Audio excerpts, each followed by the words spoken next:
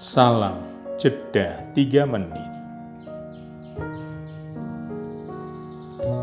Saudara-saudariku, hari ini 29 Juni kita bergembira merayakan Santo Petrus dan Santo Paulus Rasul. Santo Petrus dan Paulus adalah dua rasul besar dalam gereja, memiliki perbedaan yang sangat mencolok. Namun Bunda Gereja Kudus merayakan mereka secara bersama dalam puncak perayaan iman, liturgi. Pertama, asalnya. Petrus berasal dari Galilea, desa nelayan, dan warga negara Yahudi. Paulus berasal dari Tarsus, Turki Timur, memiliki dua kewarganegaraan, yaitu warga negara Yahudi dan warga negara Romawi. Kedua, pekerjaannya. Petrus sebagai penjala ikan, seorang nelayan yang mencari nafkahnya di air. Paulus sebagai pembuat kemah mencari nafkahnya di darat. Ketiga, pendidikannya.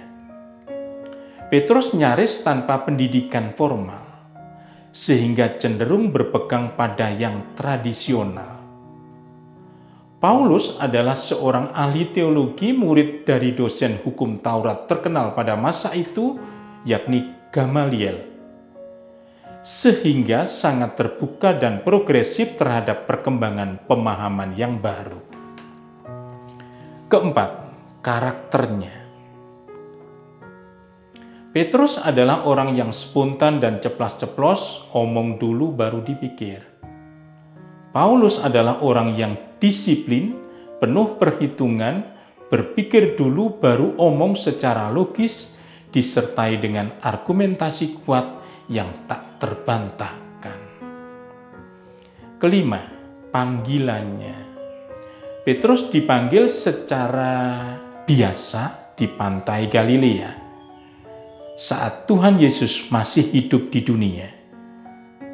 Paulus dipanggil dalam suatu pengalaman luar biasa di Damsyik, dengan cara dijatuhkan dari kudanya, dibutakan matanya saat Yesus sudah bangkit dari mati. Keenam, jangkauan kerasulannya. Petrus adalah rasul untuk bangsa Yahudi dan bertahta di Roma. Paulus adalah rasul untuk bangsa-bangsa non-Yahudi yang terus-menerus berkeliling dunia. Ketujuh,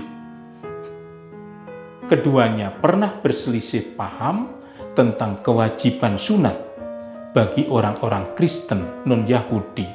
Ada dalam Kisah 15 ayat 1 sampai dengan 35 dan Galatia 2 ayat 11 sampai dengan 20. Walau begitu, keduanya disatukan dalam perjuangan iman yang sama, mempertahankan iman yang sama, hingga sama-sama mati sebagai martir di Roma. Gereja Katolik menyatukan dalam perayaan tertinggi imannya karena ingin menunjukkan bahwa perbedaan, bahkan perselisihan pendapat, bukan alasan perpecahan, melainkan justru alasan untuk saling melengkapi. Adanya perbedaan justru menjadi bukti bahwa tidak ada manusia yang sempurna. Berkat Tuhan dan salam jeda 3 menit.